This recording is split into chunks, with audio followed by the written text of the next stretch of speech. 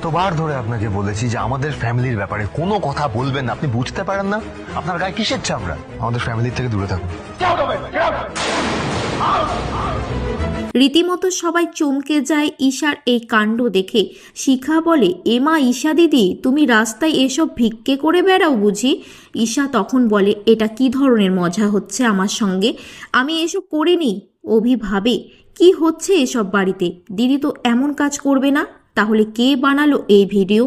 অভির ভাই বলে, তুই তাহলে রাস্তায় এভাবে পয়সা উঠিয়ে অনলাইনে শপিং করিস? ঠাম্মি ঈশাকে বলে, বাড়ির বড় মেয়ে হয়ে তুমি এসব করছো?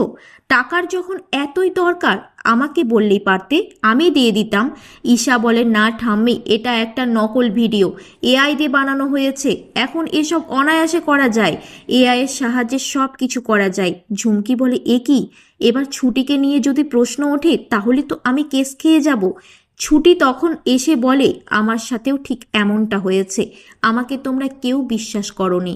আমিও বলেছিলাম এ ধরনের কাজ আমি করিনি, কোনো বাজে গান বা খোলামেলা পোশাক আমি পরিনি। অভি বলে, বাহ চমৎকার ছুটি, এক রাতের মধ্যে এত কিছু করেছো। ঝুমকি ভাবে, আবার এসেছে এই হতকছাড়ি, আমার প্ল্যানে তো জল ঢেলে দিল।